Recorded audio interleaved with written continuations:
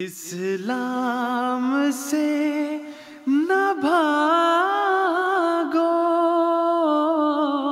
राहे खुदा यही है। ऐ सोने वालों जागो, शम्सु दुहा यही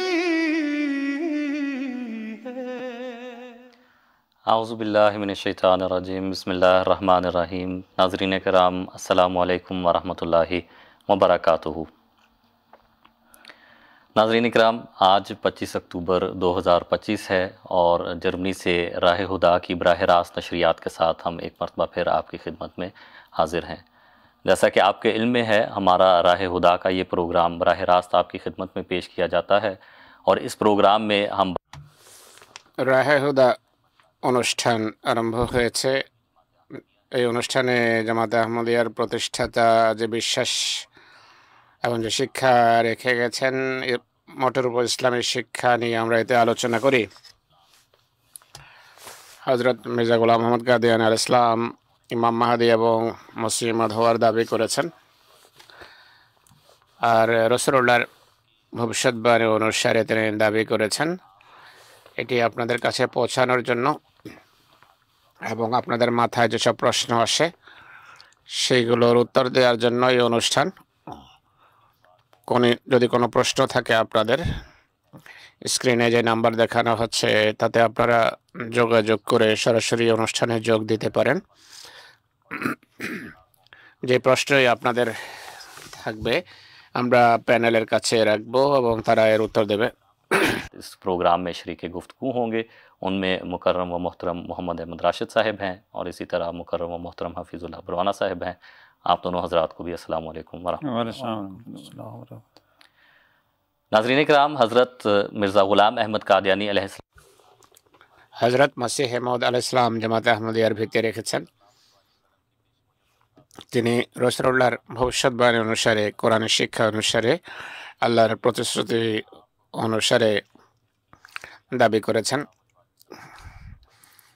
তিনি দাবি করেছেন যে রাসূলুল্লাহ যেই ভবিষ্যৎবাণী করেছেন, যে শুভ সংবাদ দিয়েছেন, সেইগুলো তার সত্তায় পূর্ণ হয়েছে। মসিহ মাউদের দাবি গায়র আহমদীদের সামনে রাখা হলে তারা প্রশ্ন করে যে ইমাম মাহদী এবং মসিহ মাউদের আবির্ভাবের সাথে কিছু ভবিষ্যৎবাণীর সম্পর্ক আছে যে মহানবী যা করে গেছেন। সেসব ভবিষ্যৎবাণীর বরাতে কথা বললে তখন দাজ্জালের কথা আসে। দাজ্জাল সংক্রান্ত ভবিষ্যৎবাণী আছে মহানবীর। তারা বলে দাজ্জাল তো এখনো আসেনি। वसल्लम ने जहाँ पर इमाम मेहदी के ज़ुहूर का, मसीह मौत के ज़ुहूर की पेशगोई बयान फरमाई है, उसके साथ তারা বলে যে রাসূলুল্লাহ যেখানে ইমাম মাহদীর কথা বা মসিহর কথা বলেছেন, তিনি বলেছেন যে তখন দাজ্জালের আবির্ভাব ঘটবে। जो पेशगोई है इसके हवाले से वो हमसे जानना चाहते हैं कि दज्जाल का ज़ुहूर हुआ। प्रोग्राम से इसी मौजू पर তারা প্রশ্ন করে যে দাজ্জাল এসেছে কিনা। দাজ্জাল তো এখনো আসেনি। আজকে দাজ্জাল সংক্রান্ত আলোচনা হবে। এই সংক্রান্ত যে আপত্তি এবং ভবিষ্যৎবাণীর অর্থ, এর সকল দিক এবং আঙ্গিক নিয়ে আজকে আলোচনা করব। রাসূলুল্লাহ মসিহ মাউদ সম্পর্কে বা তার আবির্ভাব সম্পর্কে, মসিহ মাউদের আবির্ভাব সম্পর্কে যা বলেছেন তা কিভাবে, কেমন মহিমার সাথে তা পূর্ণ হয়েছে, এই প্রেক্ষাপটে আজকে দাজ্জাল নিয়ে আলোচনা হবে।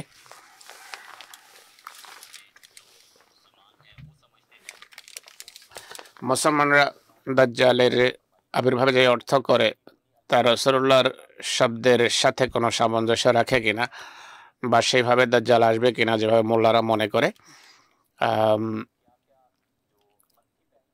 বা দাজ্জালে তাদের কথা যদি আক্ষরিকভাবে নেওয়া হয় তাহলে এর কি ক্ষতিকর দিক সামনে আসে, এসব বিষয় নিয়ে আমরা আজকের অনুষ্ঠানে আলোচনা করব। আজকের প্রথম প্রশ্ন হাফিজুল্লাহ বরওয়ানা সাহেবের কাছে রাখবো। দাজ্জাল সংক্রান্ত ভবিষ্যৎবাণী বা লক্ষণাবলী নিয়ে কথা বলার পূর্বে আপনার কাছে প্রশ্ন হলো, ভবিষ্যৎবাণীকে যাচাই করা বা ভবিষ্যৎবাণীর পূর্ণতার বিষয়টি যেভাবে কোরআন যা বলে মহানবীর ভবিষ্যৎবাণীর অনুসারে ভবিষ্যৎবাণী কিভাবে দেখতে হয় বা রাসূলুল্লাহর ভবিষ্যৎবাণী বা কোরআনের ভবিষ্যৎবাণী দেখার রীতি কি, এগুলোকে আক্ষরিকভাবে পূর্ণ হয় নাকি এগুলোর ব্যাখ্যা করতে হয়? যে ভবিষ্যৎবাণী আক্ষরিকভাবে পূর্ণ হতে পারে না বা রূপকভাবে পূর্ণ হয়। এই প্রথমে এই প্রশ্ন আপনার কাছে থাকবে, এই বিষয়ে আপনি আলোচনা করুন, নীতিগত কথা। ওসমান সাহেব, অনেক ধন্যবাদ। বিসমিল্লাহির রহমানির রহিম। असल में गैब की खबरों पर मुश्तमिल होती है। ভবিষ্যৎবাণী অদৃশ্যের সংবাদ সম্বলিত হয়ে থাকে। আল্লাহ তাআলা তার নবীকে সে পরবর্তী যুগের সম্পর্কে বা শেষ যুগ সম্পর্কে নবীদের অবহিত করেন। নবীদের ইতিহাস থেকে বোঝা যায় যে ভবিষ্যৎবাণী কখনো নবীর জীবদ্দশায় আক্ষরিকভাবে সব প্রতিশ্রুতি পূর্ণ হয় না। সব প্রতিশ্রুতি নবীর জীবদ্দশায় আক্ষরিকভাবে পূর্ণ হয় না। এটি বলা যে আক্ষরিকভাবে পূর্ণ হতে হবে এটি ঠিক নয়। কোরআনে এমন অনেক ভবিষ্যৎবাণী আছে যা মহানবীর তিরোধানের পর পূর্ণ হয়েছে, আজও হচ্ছে, ভবিষ্যতে হবে। এগুলো যেহেতু অদৃশ্যের সংবাদ, আল্লাহই অদৃশ্যের জ্ঞান রাখেন। তিনি তার নবীকে ততটাই অদৃশ্যের জ্ঞান দান করেন যতটা তার অবস্থা অনুসারে দরকার হয়। মুসলিম ইসলাম এই প্রসঙ্গে খুব সুন্দর একটা কথা বলেছেন। তিনি বলেছেন, ভবিষ্যৎবাণীর অবস্থা এক অন্তঃসত্ত্বা নারীর মতো হয়ে থাকে। মায়ের পেটে যে বাচ্চা থাকে, বিজ্ঞান যতই উন্নতি করুক না কেন, তারা পুরোপুরি জানে না যে সে বাচ্চা বড় হলে নেক হবে না পাপাচারী হবে, তার চরিত্র কেমন হবে, তার গ্রোথ কেমন হবে, যৌবন কেমন হবে, স্বাস্থ্য কেমন হবে, কতটা লম্বা হবে, এটি 100% নিশ্চিতভাবে বলা যায় না। জন্মের পর ধীরে ধীরে সে বড় হতে থাকে, অবস্থা অনুসারে লক্ষণাবলী প্রকাশ পায়। ভবিষ্যৎবাণী যখন পূর্ণ হয় তখন বোঝা যায় যে ভবিষ্যৎবাণীর পেছনে আল্লাহর উদ্দেশ্য কি ছিল। নবীদের ইতিহাস দেখলে অনেক উদাহরণ সামনে আসে, সব বলা সম্ভব নয়। যেমন ঈসা আলাইহিস সালামকে আল্লাহ তাআলা বলেছিলেন যে তাকে হযরত দাউদের সিংহাসন দেয়া হবে। ঈসা আলাইহিস সালাম আক্ষরিকভাবে এর অর্থ করতে চেয়েছেন। হাওয়ারীদেরকেও বলেছেন যে কাপড় বিক্রি করে হলেও অস্ত্র ক্রয় করুন, কেননা দাউদের সিংহাসন আমরা পেতে যাচ্ছি। ঈসা আলাইহিস সালাম দেখলেন যে এরপরে সেটি আক্ষরিকভাবে পূর্ণ হয়নি। এরপর তিনি বলেন, এই সিংহাসন বলতে স্বর্গীয় সিংহাসন বা আধ্যাত্মিক সিংহাসন বোঝায়, আক্ষরিক নয়। ইহুদা জুডিয়া স্কারেট বা স্কিরিয়তি এই কারণে মুরতাদ হয়ে যায়, কেননা প্রথমে তিনি আক্ষরিক অর্থে পূর্ণ হবে বলে অর্থ করেছিলেন, কিন্তু সেটি পূর্ণ হয়নি, তাই একজন মুরতাদ হয়ে গেছে। ইউনূস আলাইহিস সালামের ভবিষ্যৎবাণী এমন। ইউসুফ আলাইহিস সালামের ভবিষ্যৎবাণী কেনেন। ইউসুফের কাহিনী কোরআনে আল্লাহ বর্ণনা করেছেন, সেটি সঠিক পথের দিশা দেয়। স্বপ্নটা হলো, ইন্নী রাআইতু আহাদা আশারা কাওকাবান ওয়া রাআইতু আহাদা আশ-শামসা ওয়াল কামারা লি সাজিদিন। মানুষকে তো কোনো কিছু সেজদা করতে পারে না, ইউসুফ দেখছেন চাঁদ সূর্য তাকে সেজদা করছে। অনেক বছর পর মিশরে গিয়ে এই ভবিষ্যৎবাণী পূর্ণ হয়েছে। তার 11 জন ভাই তার প্রতি ঈমান এনেছে এবং তার পিতার সাথে সেখানে সাক্ষাৎ হয়। তখন ইউসুফ বলেন, এটি ছিল আমার স্বপ্ন, এটি আমার স্বপ্নের ব্যাখ্যা। আল্লাহ তাআলা বলছেন, লিনুআল্লিমাহু মিন তা'ওয়িলিল আহাদিস। আল্লাহ তাআলা স্বয়ং শিখান ভবিষ্যৎবাণীর ব্যাখ্যা, আল্লাহ নিজেই শিখান। মানুষের জন্য পুরোপুরি জানা সম্ভব নয়। বাদশাহ দেখেছে কিছু গাভী অন্য কিছু গাভীকে খাচ্ছে, তো স্বপ্ন একটি, ইউসুফের ব্যাখ্যা করেছেন ভিন্ন। তো এটি সত্য কথা যে ভবিষ্যৎবাণী আক্ষরিকভাবে সবসময় পূর্ণ হয় না। কোরআন এমন ধারণার বিরোধিতা করে। মহানবীর জীবনে অনেক এমন ঘটনা দেখা যায়। যেমন রাসূলুল্লাহ একবার স্বপ্নে দেখেছেন আবু জাহাল জান্নাতে। তার চোখ খোলার পর তিনি বিস্মিত ছিলেন যে আবু জাহালের সাথে জান্নাতের কি সম্পর্ক, সে তো কখনো জান্নাতে যাবে না, তার তো জান্নাতে যাওয়ার কথা না, হতেই পারে না, এই দুটোর ভিতর কোনো সামঞ্জস্য নেই, সে তো জান্নাতে যেতেই পারে না। হুজুর এটা স্বপ্ন দেখেছেন, কিন্তু ততক্ষণ বোঝেননি যতক্ষণ মক্কা বিজয়ের পর একরামা ইসলাম না গ্রহণ করেছেন। তো এই স্বপ্ন এইভাবে পূর্ণ হয়েছে। তো একইভাবে সুলাহ হুদাইবিয়ার ঘটনা দেখুন, রাসূলুল্লাহ দিব্য দর্শনে খানা কাবার তওয়াফ করছেন বলে দেখেছেন। সব সাহাবী নিয়ে তিনি যাত্রা করেন যে আল্লাহর ইচ্ছা হলো তওয়াফ করা, তাই আমরা তওয়াফ করব। সব সাহাবীর সাথে ছিলেন। হুদাইবিয়া নামক স্থানে যখন পৌঁছেন, আল্লাহর প্রতিশ্রুতি তো ছিল, কিন্তু সেই প্রতিশ্রুতি এই বছর পূর্ণ হওয়ার ছিল না।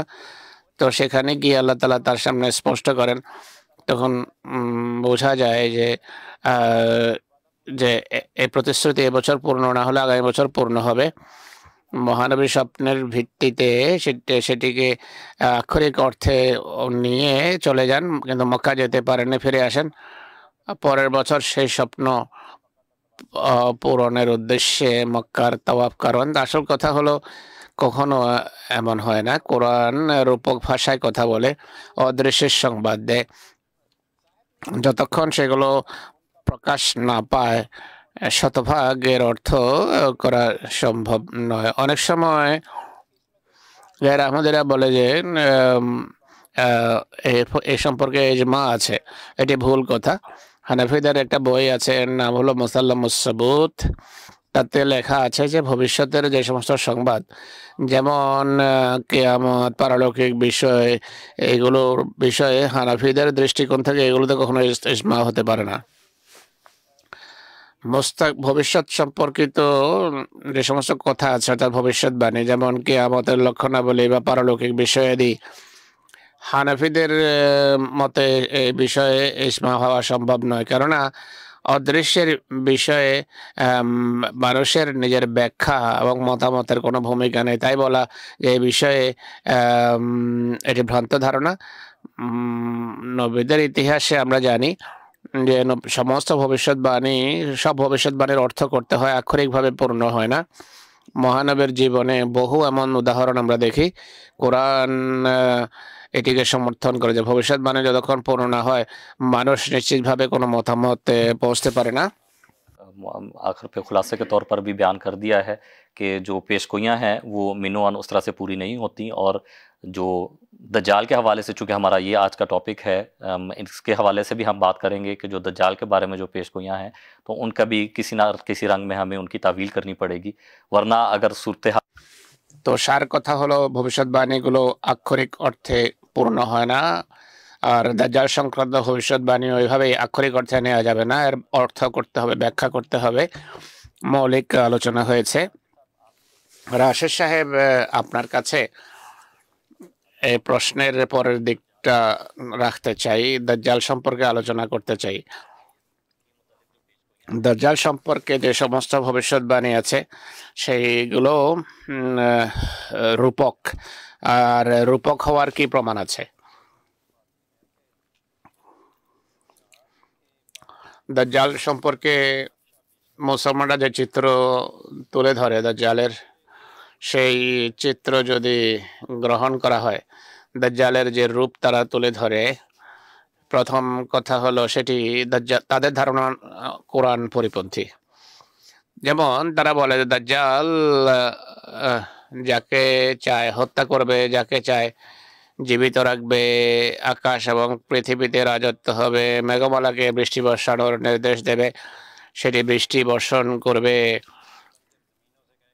আর বিরান ভূমিকে ফসল উৎপন্ন করতে বলবে, তা ফসল উৎপন্ন করবে, ইত্যাদি ইত্যাদি। তো তাদের কথার অর্থ হলো, কোরআনে তো আল্লাহ তাআলা বলেন যে ইন্নামা আমরুহু ইযা আরাদা শাইআন ইয়াকুলু লাহু কুন ফায়াকুন। আল্লাহই একমাত্র সেই সত্তা যিনি কোনো কিছু করতে চাইলে শুধু কুন বলেন, তিনি কুন বললে সেটি হওয়া আরম্ভ হয়ে যায়। তো গায়র আহমদীদের কথার অর্থ হলো না না, শুধু আল্লাহ নয়, মৌখিকভাবে হয়তো বলে না, কিন্তু তারা কার্যত এটি বলে যে দাজ্জালও এমনই হবে, দাজ্জাল যা বলবে তাই হবে। কোরআন হলো কিতাবুল ফাসল, অর্থাৎ এটি ডিসাইসিভ বুক। তাই কোরআন শিক্ষার পরিপন্থী কোনো অর্থ গ্রহণ করা যেতে পারে না। তাই মানুষ যে মরণশীল এবং যার কোনো বাস্তবতাই নেই, তাই এটি সম্ভব নয়। তাই প্রথম প্রমাণ হলো কোরআন বিরোধী হওয়ার কারণে তাদের কথা, তারা যে চিত্র তুলে ধরে দাজ্জাল সংক্রান্ত কোরআন বিরোধী হওয়ার কারণে তা ভ্রান্ত। পরের কথা বলছি, রওয়ানা সাহেব বলেছেন যে হযরত ইউসুফ আলাইহিসসালাম স্বপ্ন দেখেছিলেন। স্বপ্নে তিনি ইউসুফে সেটি উল্লেখ আছে, এটি বলেননি যে আমি স্বপ্নে দেখেছি। তিনি যে শব্দ ব্যবহার করেছেন তা হলো ইন্নী রাআইতু, আমি দেখেছি সেই জিনিসকে দেখে যা সামনে থাকে, কিন্তু যা ভবিষ্যতে ঘটার থাকে সেটি সম্পর্কে বলা আমি দেখেছি, তার অর্থ হলো তিনি স্বপ্নে দেখেছেন। আমরাও স্বপ্ন দেখি, আমরা এইভাবেই কথা বলে, স্বপ্নের একটা ব্যাখ্যা থাকে আর ভবিষ্যতে পূর্ণ হওয়ার থাকে। সে বলবে যে আমি দেখে যা আমি দেখছি, আমি গোসল করছি, আমি ছুটছি, অথচ এটি ভবিষ্যতের সাথে সম্পর্ক রাখে। মুসলমান আলেমেরা লিখেছেন যে রাসূলুল্লাহ সাল্লাল্লাহু আলাইহি সাল্লাম যখন দাজ্জালের কথা বলেছেন সেখানেও রাআইতু শব্দ ব্যবহার করেছেন। আমি দাজ্জালকে দেখেছি, সেখানে কাবার তাওয়াফ করছিল, আমি তাকে এইভাবে দেখেছি, এইভাবে দেখেছি। মুসলমান আলেম এ সম্পর্কে লিখেছেন মহানবীর রাআইতু শব্দ ব্যবহার করা, আমি দেখেছি শব্দ ব্যবহার করা বলছে যে এটি স্বপ্ন ছিল, একটা দিব্যাদ স্বপ্ন ছিল। আর স্বপ্নের সবসময় ব্যাখ্যা করতে হয়, এটা জামাতে আহমদিয়া বলছে না, এটি কাশ ছিল, স্বপ্ন ছিল, মুসলমান আলেমেরা লিখেছে। আরেকটা কথা হলো আমি দেখেছি এ শব্দ ব্যবহার হওয়ার কারণ কি? এটি একটা সঠিক কথা যা ভবিষ্যতে হওয়ার থাকে, তাই নবীরা এর জন্য অতীতকালের সব ক্রিয়া ব্যবহার করেন। এটি এমন যেন ঘটে গেছে। রাআইতুর অর্থ দাজ্জাল যদি সামনে থাকতো, রাসূলুল্লাহ বলতেন আমি দাজ্জালকে দেখেছি খানা কাবার চতুর্পাশে ঘোরাফেরা করছে, এর অর্থ হলো জাগতিক চোখে দেখেছেন, এর অর্থ এটি হতো। তিনি বলেন যে আমি দেখেছি কাআন্নী, যেন আমি রাসূলুল্লাহর পর তুলনা করছেন। কাআন্নী বলছে যে এটি একটা স্বপ্ন ছিল, একটা দিব্য দর্শন ছিল। রাআইতু শব্দই যথেষ্ট, কিন্তু এরপর কাআন্নী বলেছেন, যেন আমি শব্দ ব্যবহার করেছেন। যে সমস্ত আলেমেরা লিখেছেন যে মহানবী ইসলাম বলেছেন, যেমন ইমাম নববীর কথা বলছি আমি, যে স্বপ্ন ছিল, তিনি ইমাম নবী বলছেন রাআইতু ইনদাল কাবাতি রাজুলান, কাবার পাশে এক ব্যক্তিকে দেখেছি, এর অর্থ হলো আন্নাহু রাআ যালিকা ফিল মানাম। ইমাম নবী বলছেন যে এর অর্থ হলো মহানবীর স্বপ্নে দেখেছেন। রাআইতু শব্দ বলেছেন, তার অর্থ হলো স্বপ্নে দেখেছেন। বান্দা তো রাসূলুল্লাহর সামনে ছিল না, দাজ্জাল সামনে থাকলে তিনি বলতেন সামনে ঘোরাফেরা করছিল আমি দেখছি, এটি বলেননি। রাসূলুল্লাহ এমন ব্যক্তি সম্পর্কে এটা বলছেন যার কোনো অস্তিত্বই তখন ছিল না, যার ভবিষ্যতে আবির্ভূত হওয়ার কথা। তিনি এর জন্য এই ক্ষেত্রে যদি রাআইতু ব্যবহার করেন, অর্থাৎ আমি দেখেছি যদি ব্যবহার করেন, তার অর্থ হলো ভবিষ্যতের এই বিষয়টি স্বপ্নে দেখেছেন। ভবিষ্যতের বিষয় সম্পর্কে যখন রাআইতু শব্দ ব্যবহার করা হয়, তার অর্থ হলো স্বপ্নে দেখেছেন। আরেকজন বলছেন রাআইতু ইনদাল কাবাতি রাজুলান, আমি কাবার কাছে সে ব্যক্তিকে অর্থাৎ দাজ্জালকে দেখেছি। ইয়াদুল্লু আলা আন্নাহু রাআহু ফিল মানাম, রাসূলুল্লাহ যে বলেছেন আমি ঈসাকেও দেখেছি, দাজ্জালকেও দেখেছি, খানা কাবার তাওয়াফ করছে, সামনে তো ছিল না। এই লেখক বলছেন এর অর্থ হলো স্বপ্নে মহানবী এটি দেখেছেন। এটি থেকে বোঝা যায় যে এ বিষয়টি ব্যাখ্যার দাবি রাখে, বাহ্যিক অর্থে নেওয়া যাবে না। স্বপ্নের যেমন ব্যাখ্যা করতে হয় এরও তাবির করতে হয়। একইভাবে অনেক আরব এবং অনারব আলেম, আধুনিক বা প্রাচীন, তারা বলেন যে দাজ্জাল কোনো ব্যক্তি নয়, এটি একটি ফিতনা বা এক নৈরাজ্যের একটা আন্দোলন, একটা একটা আন্দোলন, যারা ফিতনা করবে, যারা ঈমান নষ্ট করবে, ইটস এ মুভমেন্ট। অনেক রেফারেন্স আছে, কিন্তু সময় সংক্ষিপ্ত হওয়ার কারণে আমি একটা বইয়ের কথা বলবো। বইয়ের নাম হলো কিয়ামতের লক্ষণাবলী। ভারতের মাওলানা ওয়াহিদউদ্দিন খান এই বইটা লিখেছেন। কিয়ামতের বিভিন্ন আলামতের কথা তিনি লিখেছেন। তিনি বলছেন, হাদিসের প্রসিদ্ধ গ্রন্থ সুনান ইবনে মাজায় একটি রওয়ায়াত রয়েছে, তা হলো লাল মাহদি ইল্লা ঈসা ইবনে মারিয়াম, ঈসা ইবনে মারিয়াম ছাড়া আর কোনো মাহদি নেই। এই মহানবের এই হাদিস থেকে বোঝা যায় যে মাহদি এবং মসিহ একই ব্যক্তির লক্ষণাবলীর দৃষ্টিকোণ থেকে পৃথক পৃথক নাম। শেষ যুগে আবির্ভাব হবে যিনি একই ব্যক্তি, তাকে কোনো রওয়ায়াতে রাজুল মোমেন বলা হয়েছে, কোনো জায়গায় মাহদি, আর কোনো রওয়ায়াতে মাহদি বলা হয়েছে। একদিক থেকে আগমনকারী ব্যক্তি উম্মতে মুহাম্মদিয়ার এক ব্যক্তি হবে, এই দিক থেকে তাকে রাজুল মোমেন পুরুষ বলা হয়েছে। এছাড়া ভ্রষ্টতার দিনে তিনি হেদায়েতের আলো আবিষ্কার করবেন, এই দিক থেকে তাকে মাহদি বলা হয়েছে, অর্থাৎ হেদায়েত প্রাপ্ত ব্যক্তি। আর এক দিক থেকে তিনি উম্মতে মুহাম্মদিয়ার শেষ যুগে একই ভূমিকা পালন করবেন, যা ইহুদি উম্মতের শেষ প্রান্তে ঈসা আলাইহিস সালাম পালন করেছিলেন। এই তিন শব্দ একই ব্যক্তির জীবনের তিনটা দিক তুলে ধরে, পৃথক পৃথক তিন ব্যক্তিত্ব নয়। মাহদি, মসিহ এবং দাজ্জাল কোনো রহস্য বা মিস্টিক্যাল কোনো বা রহস্য ঘন কোনো ব্যক্তিত্ব নয়। ভবিষ্যতে ঘটিত বিভিন্ন ঘটনার সাথে সম্পর্ক রয়েছে তাদের। উর্দু ভাষাভাষীদের জন্য উর্দু রেফারেন্স পড়লাম আমি। ইনি বলছেন, আলেমদের একটা শ্রেণী আছে যারা বলেন যে এটি মাহদির বিষয়টি অস্বাভাবিক কোনো কিছু নয়। মাহদি, মসিহ এবং দাজ্জাল এগুলো যাদের আসার খবর আছে, এটি অস্বাভাবিক বিষয় হিসাবে নেওয়া উচিত নয়। তাদের কিছু লক্ষণ রূপকভাবে রাসূলুল্লাহ বর্ণনা করেছেন। আমার মনে হয় এতটা বলা যথেষ্ট। আপনি যে বিষয়গুলো বর্ণনা করেছেন তা হলো রাসূলুল্লাহ স্বপ্নে বা দিব্য দর্শনে দেখেছেন, এর ব্যাখ্যা করতে হয়। এদিক থেকে এগুলো রূপক বিষয়।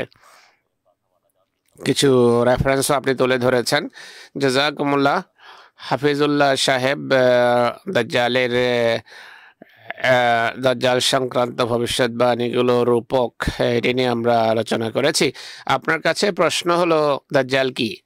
দাজ্জাল কাকে বলা হয়? এই বিষয়টা আপনি স্পষ্ট করুন। দাজ্জাল একটি আরবি শব্দ, দাজ্জাল থেকে উদ্ভূত। এর অর্থ হলো ঢেকে রাখা, গোপন করা, মিথ্যা বলা। আরবির প্রসিদ্ধ অভিধান লেসানুল আরব, তাতে এই শব্দের বিভিন্ন সংজ্ঞা রয়েছে। দাজ্জালের অর্থ হলো কাযযাব, অর্থাৎ যে সবচেয়ে বড় মিথ্যাবাদী। মিথ্যক সত্য এবং মিথ্যাকে সত্য হিসাবে উপস্থাপন, সত্যকে মিথ্যা হিসাবে উপস্থাপনকারীকে দাজ্জাল বলা হয়। অনেক বড় একটি জামাত, সংখ্যাগরিষ্ঠতার কারণে সারা ভূমিতে যাদের আধিপত্য হয় তাকেও দাজ্জাল বলা হয়। এমন জাতির জন্য, ব্যবসায়ী জাতির জন্য দাজ্জাল শব্দ ব্যবহার হয়, যারা বাণিজ্যিক পণ্য নিয়ে সারা পৃথিবীতে ঘুরে বেড়ায়, তাকেও দাজ্জাল বলা হয়। মুনাফিককেও দাজ্জাল বলা হয়, যে সত্য গোপন রাখে, উল্টো কথা বলে। এই লেসানুল আরবের এই সংজ্ঞাগুলো যদি এক জায়গায় আমরা রাখি, তাহলে এর আভিধানিক অর্থ হবে একটা বিরাট শ্রেণী, যারা হবে ব্যবসায়ী, বাণিজ্যিক পণ্য নিয়ে পৃথিবীতে ঘোরাফেরা করে, যারা খুবই সম্পদশালী এবং ধনভাণ্ডারের অধিকারী, পৃথিবীকে পৃথিবীর সর্বত্র ভ্রমণ করবে, সব জায়গায় পৌঁছে যাবে। কোনো জায়গা তাদের দৌরাত্ম্য থেকে খালি নয়। ধর্মীয় বিশ্বাস তাদের খুবই নোংরা হয়ে থাকে। এইসব লক্ষণ যদি আমরা দেখি, তাহলে এখন পৃথিবীকে যারা আজকে পৃথিবীতে নেতৃত্ব দিচ্ছে তাদের ক্ষেত্রে এটি শতভাগ পূর্ণ হয়। কোরআন দেখুন, কোরআনের রীতিমতো দাজ্জালের ডেফিনেশন তো নেই, কিন্তু মহানবী আমাদেরকে একটা রাস্তা দেখিয়েছেন। তিনি বলেন দাজ্জাল যখন আবির্ভূত হবে তখন সূরা কাহাফের অমুক অমুক আয়াতগুলো যদি পড়ো সেগুলো আপনাকে দাজ্জালের ফিতনা থেকে রক্ষা করবে। সেই আয়াতগুলোর একটি হলো ওয়াইনজুরাল্লাযিনা ক্বালু ইত্তাখাযাল্লাহু ওয়ালাদা।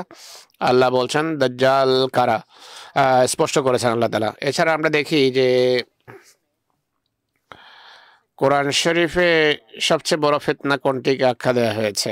আল্লাহ তাআলা বলছেন ক্বালু ইত্তাখাযার রহমান ওয়ালাদা লাকাদ জি'তুম শাইআন ইদ্দা তাকাদু সামাওয়াতু ইয়াতাফাত্তারনা মিনহু ওয়া তানশাক্কুল আরদু ওয়া তাখরুল জিবালু হাদ্দা আন দাউ লিররহমানি ওয়ালাদা। সবচেয়ে বড় ভয়াবহ বিষয় হলো তানশাক্কুল আরদু ওয়া তাখরুল জিবালু হাদ্দা। এত বড় ভয়ানক বিশ্বাস, এটি কাউকে আল্লাহর পুত্র বানানো, এত বড় ভয়ানক বিশ্বাস যার ফলে জমি বিদীর্ণ, আকাশ ফেটে যেতে চায়, জমি বিদীর্ণ হতে চায়। মহানবী যা বলেছেন তাও বড় মজার বিষয়।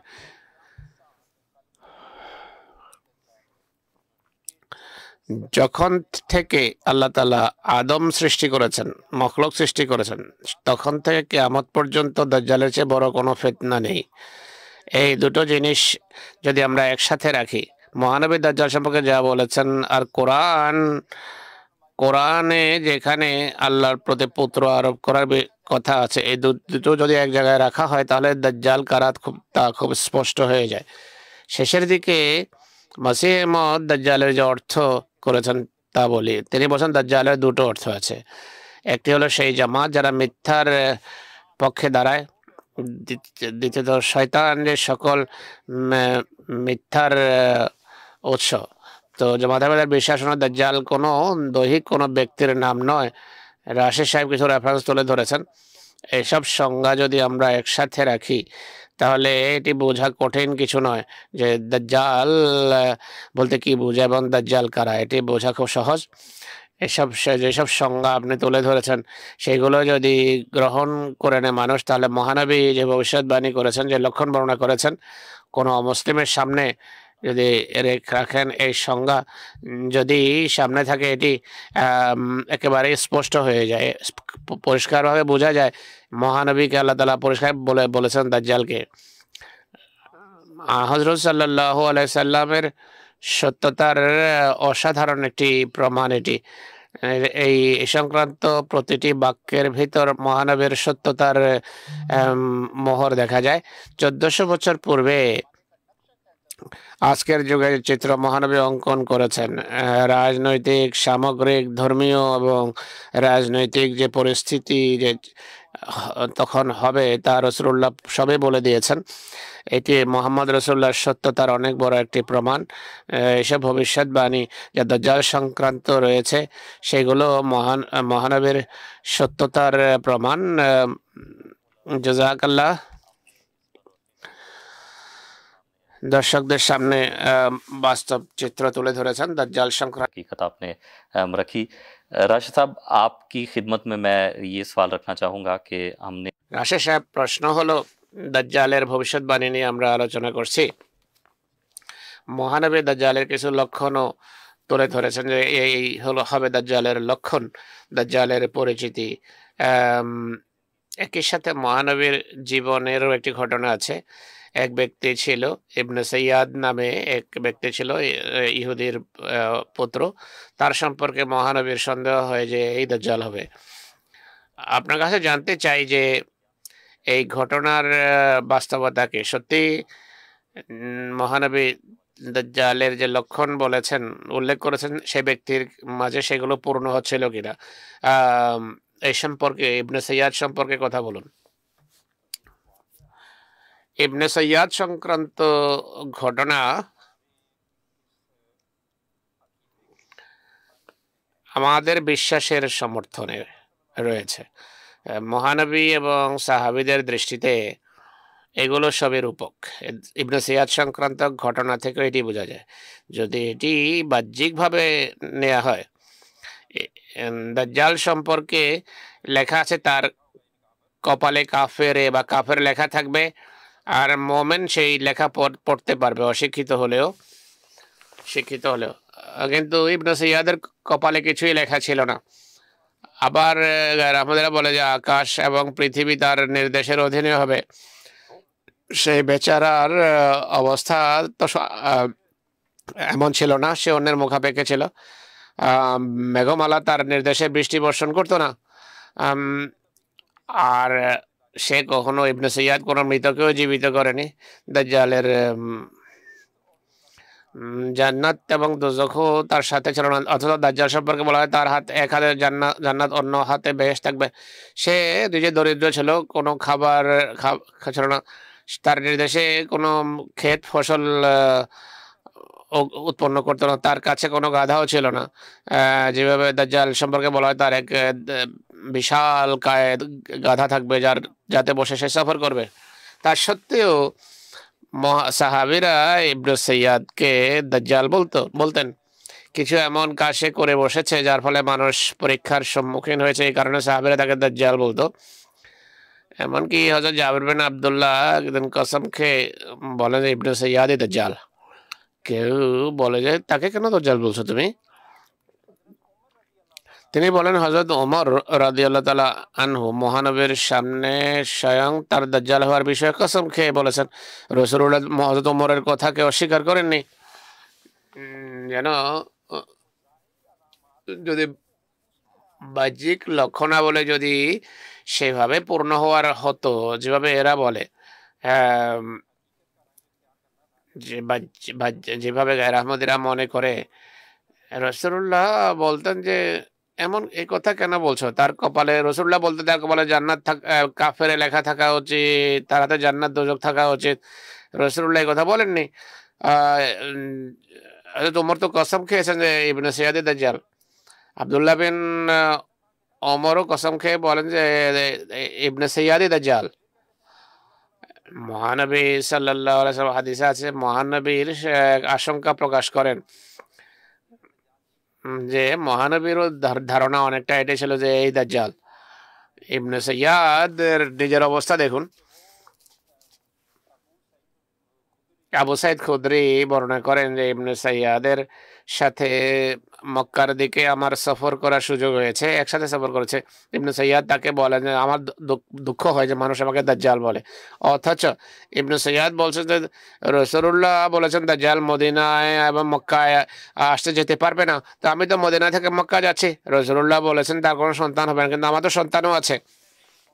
মদিনায় ইন্তেকাল করেন, মুসলমান অবস্থায় মারা যান, তাকে দাফনও করা হয়, জানাজাও পড়া হয়। এইসব কথা থেকে কি স্পষ্ট হয়? দাজ্জালের যে বাহ্যিক আক্ষরিক অর্থ মুসলমানদের মাঝে প্রচলিত রয়েছে সেই ধারণাকে এই ঘটনা প্রত্যাখ্যান করে। এইটি আক্ষরিকভাবে নেওয়া যাবে না, এগুলো রূপক বিষয়। নতুবা সাহাবীরা নিজেরাই বলছেন যে এর ভিতর এই লক্ষণগুলো দেখা যায় না। পুরো ঘটনার সার কথা হলো আহমদিয়া মুসলিম জামাতের সমর্থন করে এই ঘটনা। দাজ্জাল সম্পর্কে যা বলা হয়েছে এগুলোর আসলে ব্যাখ্যা করতে হবে। রাসূলুল্লাহ সাল্লাল্লাহু আলাইহি সাল্লাম যেহেতু স্বপ্নে দেখেছেন, দিব্যদর্শনে দেখানো হয়েছে তাকে, এইগুলোর একটা ব্যাখ্যা করতে হয়, তাবির করতে হবে। আক্ষরিকভাবে যদি দিতে হয় তাহলে সাহাবীরা কখনো কসম খেয়ে বলতেন না যে ইবনে সৈয়াদ দাজ্জাল। জাযাকাল্লাহ। দর্শক, আপনাদের কাছে সংক্রান্ত একটা ভিডিও উপস্থাপন করব দাজ্জালের লক্ষণাবলী সম্পর্কে। এরপর পুনরায় এই বিষয়ে আমরা কথা বলে, চলুন ভিডিওটা আমরা দেখি।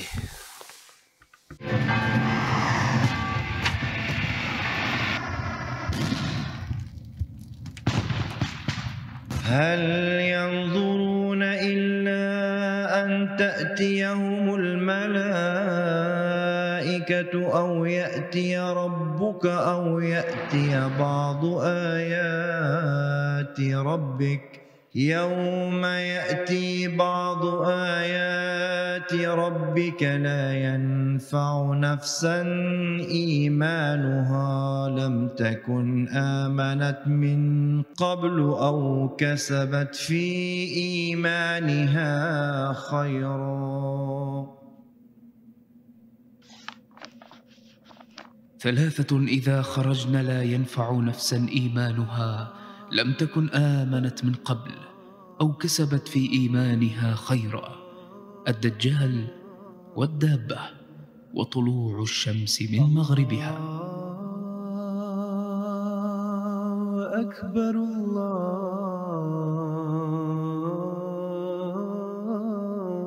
الله أكبر.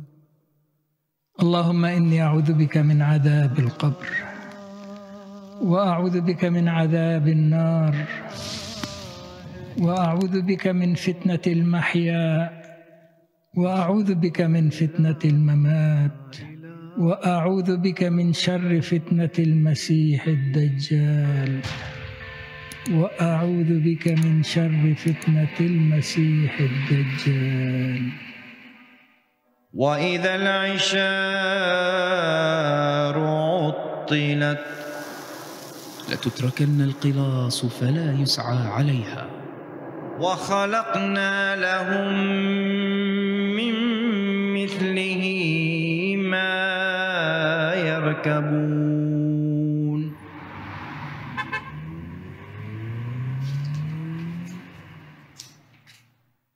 يخرج الدجال على حمار،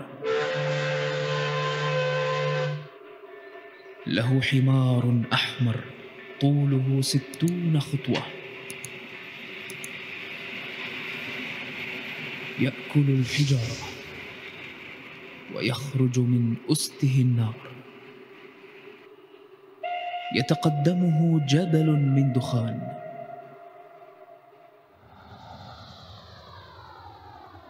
تحت الدجال حمار أقمر طول كل أذن من أذنيه 30 ذراعا، وعرض ما بين أذنيه 40 باعا. له سروج وفروج، ويجلس المسافرون بين أذنيه.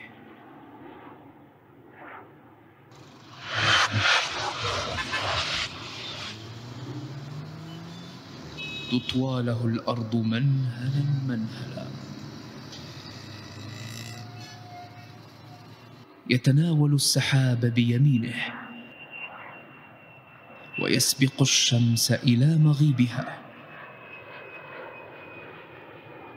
ويخوض البحر لا يبلغ حقويه، وإحدى يديه أطول من الأخرى، فيمد يده الطويلة فيخرج من الحيتان ما يشاء.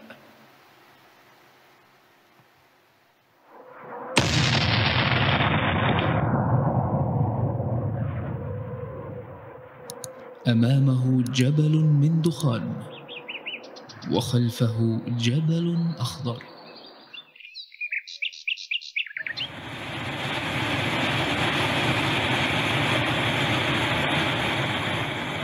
يأمر النهر أن يسيل فيسيل، ثم يأمره أن يرجع فيرجع، ثم يأمره أن ييبس فييبس.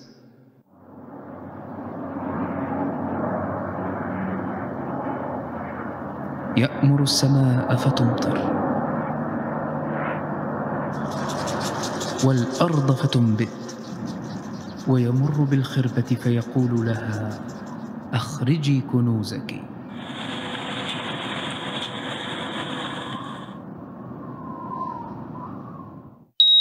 يدعو رجلا يضربه بالسيف فيقطعه جزلتين رمية الغرض، ثم يدعوه فيقبل ويتهلل وجهه يضحك. يسيح الأرض كلها في 40 يوما، ويحبس الشمس.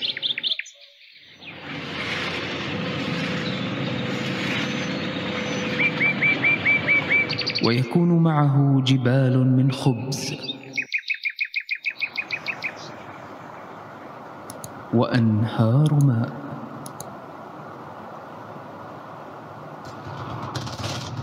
ونار تحرق.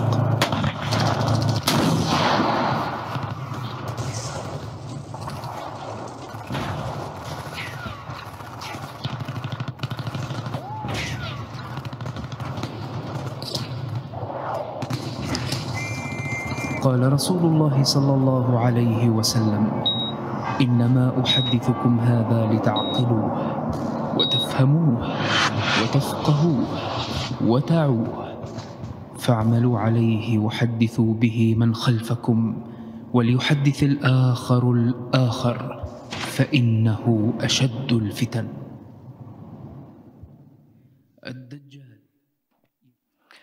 नाज़रीन, ये अभी आपने एक আপনারা একটি প্রামাণ্য দেখেছেন। এতে আমরা মহানবী দাজ্জালের যে লক্ষণাবলী বর্ণনা করেছেন, যে ভবিষ্যৎবাণী করেছেন, তা দেখলাম। মহানবী কি কি লক্ষণ বর্ণনা করেছেন আর আপনারা ভিডিওতে সেগুলো পূর্ণ হতে দেখেছেন। এখন আমরা অনুষ্ঠান এগিয়ে নিয়ে যাব। এই লক্ষণগুলো এক একটি করে নেব। মহানবী যে ভবিষ্যৎবাণী করেছেন বা মহানবী যা বলেছেন তা যদি সেই আক্ষরিক শব্দে নেই, যেভাবে গায়ের আহমদিরা মনে করে বা বোঝার চেষ্টা করি, তাহলে কি চিত্র সামনে আসে। আর যখন সেই শব্দগুলোকে বা ভবিষ্যৎবাণীকে সত্যিকার অর্থে বোঝার চেষ্টা করি, তাহলে রাসূলুল্লাহর ভবিষ্যৎবাণী কীভাবে পূর্ণ হয়, এইটি নিয়ে আলোচনা করব। আমি হাফিজুল্লাহ সাহেবের কাছে প্রশ্ন রাখব। মহানবী সাল্লাল্লাহু আলাইহি ওয়াসাল্লাম দাজ্জালের লক্ষণাবলীর বরাতে বলেছেন, দাজ্জালের ডান চোখ কানা হবে আর বাম চোখ খুবই উজ্জ্বল হবে, যেন মতির ন্যায় উজ্জ্বল হবে। এর অর্থ কি?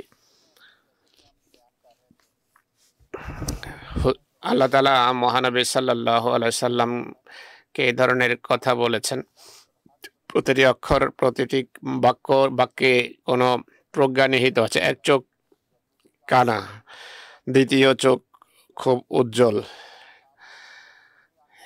এক চোখ দিয়ে যদি দেখা সম্ভব, দ্বিতীয় চোখের প্রয়োজন কি? আসলের অর্থ দেখতে হবে। আজকের পৃথিবীর দিকে যদি তাকাই, অর্থ স্পষ্টভাবে বোঝা যায়। রাসূলুল্লাহ সাল্লাল্লাহু আলাইহি ওয়াসাল্লাম বলেছেন, আদ-দাজ্জালু আওয়ারুল আইনুল ইয়ুমনা, তার ডান চোখ কানা হবে, অর্থাৎ আধ্যাত্মিক দৃষ্টি থাকবে না। আমরা এইসব জাতির প্রতি তাকাই, এরা ধর্ম থেকে আজকে যোজন যোজন দূরে। ইসলামের কথা বাদ দেন, তাদের নিজেদের যে ধর্ম আছে সেই ধর্ম তারা ছেড়ে বসেছে, ভুলে গেছে। ধর্মকে বরং তারা ঘৃণা দৃষ্টিতে দেখে। আজকে ইউরোপে যুবকদেরকে জিজ্ঞেস করুন, তাদের সংখ্যাগরিষ্ঠ নিজেদের ধর্মেরও জ্ঞান রাখে না। ইসলামের কথা বাদ দেন বা অন্য ধর্ম সম্পর্কে বাদ দেন, খোদাকে সন্ধান করা, খালেককে সন্ধান করা, এটি বাদ দেন। মহানবী বলেছেন, আরুল আইনুল ইয়ুমনা, ধর্ম নামের কোনো কিছু তাদের মাঝে থাকবে না। ধর্ম থেকে তারা অনেক দূরে সরে পড়বে। আজকে পৃথিবীতে এটি দেখছি, এই জাতিগুলো সেই পন্থা অবলম্বন করছে যা ধর্ম থেকে দূরে নিয়ে যায়। কিন্তু অপরদিকে মহানবী এর দাজ্জালের আরেকটি লক্ষণ বলেছেন, আইনুহুল ইউসরা কান্নাহু এনাবাতুন তাফিয়াতুন আও কান্নাহা কাওকাবুন দুররি, তার দ্বিতীয় আঁখ উজ্জ্বল নক্ষত্রের মতো উজ্জ্বল হবে। নক্ষত্র কোটি কোটি মাইল দূরে এখান থেকে মানুষের, অর্থাৎ তার বাম চোখ এত উজ্জ্বল হবে, দূরের জিনিস ও সে দেখতে পাবে। তো আজকে এই সমস্ত জিনিস আমরা দেখতে পাচ্ছি। অর্থনীতি হোক বা রাজনীতি, যত বিষয়ে নিন না কেন, আর্থিক বিষয় হোক না কেন, এসব কিছুর উপর এসব জাতির নিয়ন্ত্রণ রয়েছে। মাটির গভীরে মাইলের পর মাইল তারা খোদাই করে খুঁজে বের করে কি আছে। তাদের বাম চোখ প্রখর। আকাশ সম্পর্কে দেখুন, তারা অনেক কিছু আবিষ্কার করেছে, অন্যান্য নক্ষত্র পর্যন্ত তারা পৌঁছছে। এগুলো তাদের আবিষ্কারাদির ফলে হচ্ছে। জাগতিক জ্ঞানের ক্ষেত্রে এত উন্নতি করেছে যে এর পূর্বে এমন উন্নতির কোনো প্রমাণ দেখা যায় না। আজকের যে বিভিন্ন আবিষ্কারাদি রয়েছে, পাহাড়, নদী, সমুদ্র, সবকিছু এখন এদের নিয়ন্ত্রণে। সমুদ্রের ভেতর, সমুদ্রের তলায়, মাটির নিচে তারা রাস্তা বানিয়েছে। এটি কোনো সহজ কাজ নয়। এই বিষয়গুলো মহানবী সাল্লাল্লাহু আলাইহি ওয়াসাল্লাম বলেছেন যে জাগতিক এবং বৈজ্ঞানিক উন্নতি তখন পরম পর্যায়ের হবে। এই সমস্ত এসব উন্নতির মূল আবিষ্কারকর্তা হলো এই সমস্ত জাতি, অস্ত্রের ক্ষেত্রে হোক বা অর্থনীতির ক্ষেত্রে হোক, সকল জাগতিক ক্ষেত্রে মানুষ ব্যাপক উন্নতি করেছে, এত উন্নতি করেছে যা পূর্বে দেখা যায় না। মহানবীর কথার এটি হলো অর্থ, অর্থাৎ আমার সেই যুগটা হবে আমার মাহাদির আবির্ভাবের যুগ। ধর্ম থেকে তখন মানুষ দূরে সরে যাবে, অর্থাৎ মুসলমানরাই শুধু নয় বরং অন্যান্য জাতিরও একই অবস্থা হবে যে তারা সম্পূর্ণভাবে নিজেদের সৃষ্টিকর্তাকে ভুলে যাবে। আর অপরদিকে তখন জাগতিক উন্নতির যুগ হবে এবং এমন সব উন্নতি দেখা যাবে যা পূর্বে কখনো হয়নি।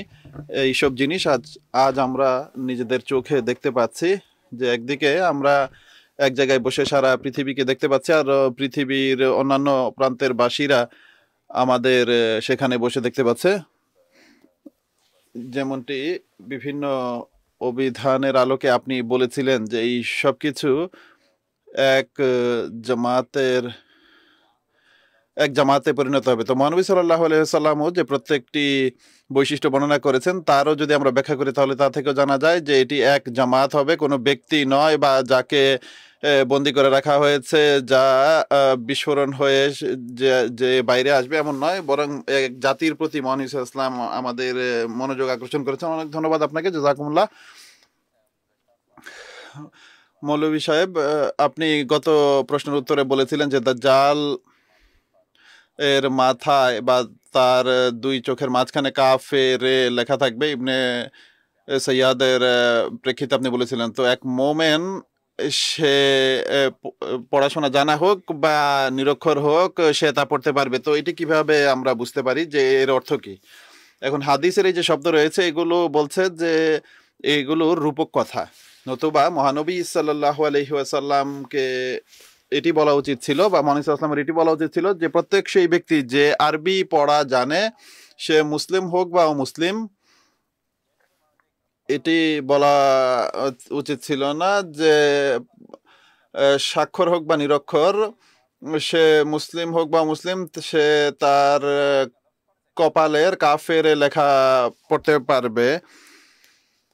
তিনি এটি বলেননি, তিনি বলেছেন যে মোমেন পড়তে পারবে, যে ইমানের জ্যোতি নিজের মাঝে রাখে সে পড়তে পারবে। তার জন্য পড়াশোনা জানা শর্ত নয়, সে আরবি ভাষা জানুক বা না জানুক এটি আবশ্যক নয়, তার ইমানের জ্যোতি থাকতে হবে। তো এতে একদিকে এটি জানা যায় যে এটি হলো রূপক কথা, আর কাফের বা সেই দাজ্জালকে চেনার জন্য ইমানের নূর থাকা হলো শর্ত। এখন দাজ্জাল সম্পর্কে হাদিস থেকে এটি জানা যায় যে দাজ্জাল পুরো পৃথিবীতে বিজয় লাভ করবে। এ সম্পর্কে আমরা পরে আলোচনা করব। যে এখনই যে সামান্য ভিডিও ক্লিপ দেখানো হয়েছে সেখানে এই বিষয়গুলো বলা হয়েছে। তো প্রশ্ন হলো, কাফেরদের মধ্য থেকেই বা কোন কাফের? কাফের তো বহু আছে, কাফের তো সে হবে, কিন্তু কোন কাফের হবে সে? তো কোরআন শরীফ আমাদেরকে এটি জানিয়েছে যে দেখো, আগামীতে পৃথিবীর বিজয় দুটি জাতির মাঝে বিভক্ত হয়ে যাবে। আল্লাহ তাআলা বলেছেন যে আমি ঈসা আলাইহিস সালামের সাথে প্রতিশ্রুতি দিয়েছি।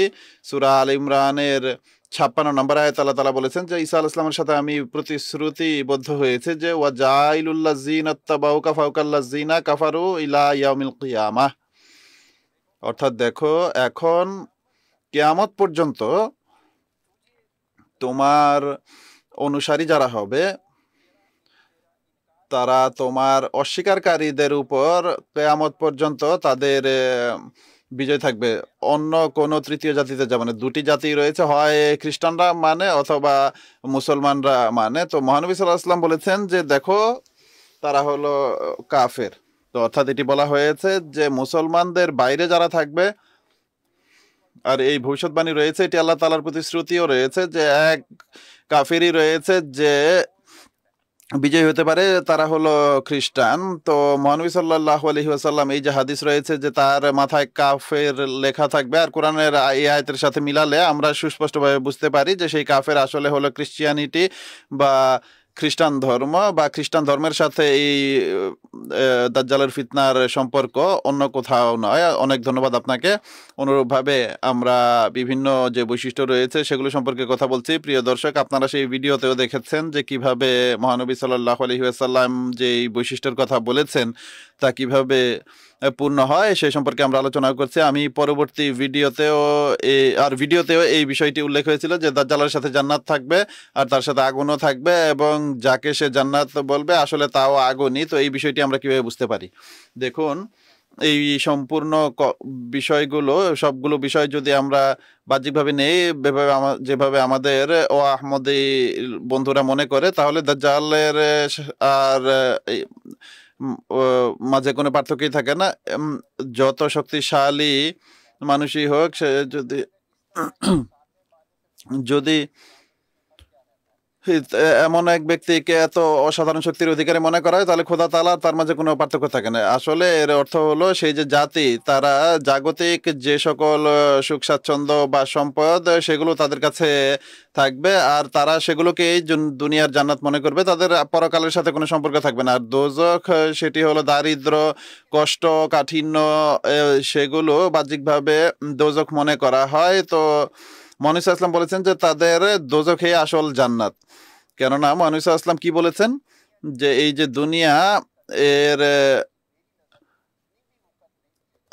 যোগ্যতা এতটুকু নয় আমার দৃষ্টিতে, যতটুকু একটি সুইকে সমুদ্রে ডুবালে তার মাথায় যতটুকু পানি লেগে থাকে তার মূল্য আমার কাছে নেই এই দুনিয়ার। তো মহানবী সাল্লাল্লাহু আলাইহি ওয়াসাল্লাম বলেছেন যে এমন এক সময় আসবে, দাজ্জালের যুগ যখন আসবে, তখন সবাই এই যুগকে জান্নাত মনে করবে, তারা পরকালের জান্নাতকে ভুলে যাবে। আর যখন মানুষ পরকালের জান্নাতকে ভুলে যায়, তখন সে নেকির দিকে অগ্রসর হয় না, সে গুনার দিকে অগ্রসর হয়। কেননা পরকালের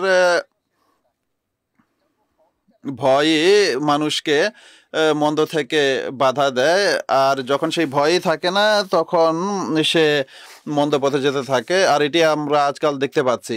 আমরা কিভাবে এটি বুঝবো যে প্রতিদিন মানুষ গুনাহের দিকে এগিয়ে যাচ্ছে এবং এই দুনিয়ার বিভিন্ন বিষয়াদিতে ডুবে যাচ্ছে, খোদাকে ভুলে যাচ্ছে, খোদার নির্দেশকে ভুলে যাচ্ছে, খোদার অর্পিত দায়িত্বকে ভুলে যাচ্ছে, খোদাকে মুখে মুখেই মানে কিন্তু তার উপর আমল করে না। তো এটি বলছে যে সেই যে জাতি, তারা এই পৃথিবীকে জান্নাত বানাবে আর মানুষ বুঝতেও পারবে না। কিন্তু হে মুসলমানরা, হে মোমেনরা, তোমরা এটি বুঝবে যে সেই জান্নাত প্রকৃত জান্নাত নয়। প্রকৃত জান্নাত হলো তা যা খোদা তাআলা বলেছেন, যার পথ আমি বলেছি, খোদা তাআলার পথে নিয়ে যাওয়ার পথ, সেই জান্নাতকে ভুলে যাবে না। কিন্তু সেই জান্নাত অত্যন্ত কষ্টকর হবে, তাদের দৃষ্টিতে তা দোজখ হবে, কিন্তু তুমি সেটিকে গ্রহণ করবে, কেননা এতেই তোমাদের জন্য কল্যাণ নিহিত। কখনো এই জগতের পিছনে বা সেই সব জাতির পেছনে ছুটবে না, নতুবা নিজেদের খোদাকে ভুলে যাবে। এই কথাই মহানবী সাল্লাল্লাহু আলাইহি ওয়াসাল্লাম এর বার্তা ছিল মুসলমানদের জন্য। অর্থাৎ মুসলমানদেরকে মহানবী সাল্লাল্লাহু আলাইহি ওয়াসাল্লাম বোঝাচ্ছেন, সতর্ক করছেন যে আপনাদেরকে প্রকৃত যে জান্নাত সেটিকে ভুললে চলবে না, খোদার সত্তাকে ভুললে চলবে না। যেভাবে এই পৃথিবীবাসী আপনাদের সামনে উপস্থাপন করছে সেটিকে সবকিছু মনে করবেন না। অনেক ধন্যবাদ আপনাকে রাশেদ সাহেব। আমরা দাজ্জালের প্রেক্ষিতে কথা বলছি। হাফিজুল্লাহ সাহেবও যখন এই কথা বললেন যে মহানবী সাল্লাল্লাহু আলাইহি ওয়াসাল্লাম যেসব বৈশিষ্ট্যের কথা বলেছেন, যে এক চোখ কানা হবে, তার অপর চোখ তো অত্যন্ত তীক্ষ্ণ হবে, সেখানে বলা হয়েছে যে তাদের ধর্মের সাথে কোনো সম্পর্ক থাকবে না, তাদের ধর্মের খোদা তাআলার সাথে কোনো সম্পর্ক থাকবে না। কিন্তু মহানবী সাল্লাল্লাহু আলাইহি ওয়াসাল্লাম একটি চিহ্ন এটিও বলেছেন যে দাজ্জাল খানা কাবার তাওয়াফ করবে, প্রদক্ষিণ করবে কাবা শরীফ। তো তাদের যেহেতু ধর্মের সাথে কোনো সম্পর্ক নেই, তো তারা তাওয়াফ কেন করবে? দেখুন, মহানবী সাল্লাল্লাহু আলাইহি ওয়াসাল্লাম হাদিসে এটিও বলেছেন যে সারা পৃথিবীতে সে বিজয় লাভ করবে, সারা পৃথিবীতে সে ঘুরতে পারবে, কিন্তু মক্কা ও মদিনায় প্রবেশ করতে পারবে না। এখন বাহ্যত যদি এই কথা আসে, তাহলে সেই একই বিষয় চলে আসে যে এটি রূপকভাবে বলা হয়েছে, তিনি সে যদি তাওয়াফ করে তাহলে তো মক্কায় সে চলে গেল। দেখুন এগুলো আসলে রূপকভাবে বলা হয়েছে। তাই দেখুন ঘরে বা মহল্লায় একজন চৌকিদার থাকে, সেই চৌকিদারও ঘরের তাওয়াফ করে বা প্রদক্ষিণ করে, এটিকে তার উদ্দেশ্য এটি থাকে যে আমি সেই ঘরের সুরক্ষা করব, ঘরের যাতে কোনো ক্ষতি না হয়। আর চোরও আসে, সেও ঘরের প্রদক্ষিণ করে যায়, তার উদ্দেশ্য থাকে যে আমি কোনো পথ খুঁজে বের করব যেন এই ঘরের ভেতরে যাওয়া যায় এবং চুরি করতে পারি, আমি এই ঘরের অধিবাসীদের আমি ক্ষতি যেন করতে পারি। তো মুহাম্মদ সাল্লাল্লাহু আলাইহি ওয়াসাল্লাম যখন এটি দেখলেন যে যেখানে দাজ্জাল তাওয়াফ করছে, সেখানে তিনি এটিও দেখেছেন যে মসিহে মাউদও কাবা শরীফের তাওয়াফ করছেন। তো উভয়ের উদ্দেশ্য ভিন্ন ভিন্ন। মসিহ মাউদ আলাইহিস সালাম এর খানা কাবা আসলে ইসলামের বৈশিষ্ট্য বহন করে। তো মসিহে মাউদ আলাইহিস সালাম খানা কাবার প্রদক্ষিণ করবেন, অর্থাৎ ইসলামের আশেপাশে প্রদক্ষিণ করবেন, এর যে সম্পদ সেগুলোকে খুঁজে বের করবেন এবং তার সুরক্ষা করবেন, এটি হলো তার উদ্দেশ্য মসিহ মাউদের। কিন্তু দাজ্জাল যে সেও ইসলামের চারপাশে প্রদক্ষিণ করবে। রাসূলুল্লাহ সাল্লাল্লাহু আলাইহি ওয়াসাল্লাম আমাদেরকে এই কথাই বলেছেন যে সে এই দাজ্জালও প্রদক্ষিণ করবে, কিন্তু সে ইসলামকে ক্ষতি করার জন্য প্রদক্ষিণ করবে। এখন উদাহরণস্বরূপ দেখুন, মুসলমানরা বেশ ভালো সংখ্যায় রয়েছে।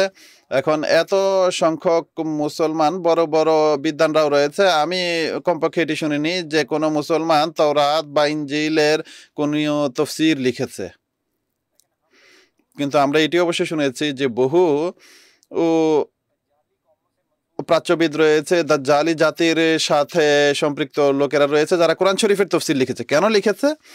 তারা এই যে কাবা এর চারপাশে প্রদক্ষিণ এই জন্য করেছে যেন তারা কোরআন শরীফকে পড়ে কোরআন শরীফের ভেতর থেকে কোনো কোনো জিনিস নিজেদের দৃষ্টিতে সন্ধান করে ইসলামের ক্ষতি সাধন করতে পারে। তো রাসূলুল্লাহ সাল্লাল্লাহু আলাইহি ওয়াসাল্লামের এই যে ভবিষ্যৎবাণী, এটি এভাবে বা এই দিক থেকে পূর্ণ হয়েছে। আল্লাহ তাআলা মসিহ মাউদকে প্রেরণ করেছেন আর তিনি ইসলামের সম্পদ সমূহের সুরক্ষার জন্য কোরআন শরীফের তাওয়াফ করেছেন।